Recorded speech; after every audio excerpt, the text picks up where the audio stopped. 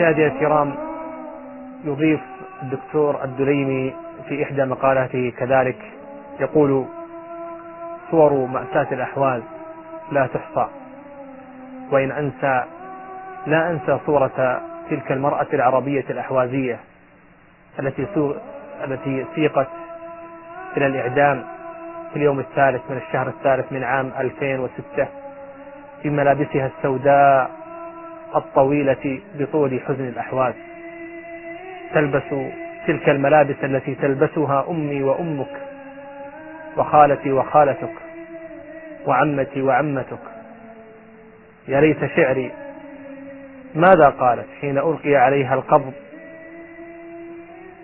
هل لها من أولاد؟ ماذا فعلوا وهم يرون أمهم تساق إلى المجهول وتفارقهم إلى حيث لا لقاء؟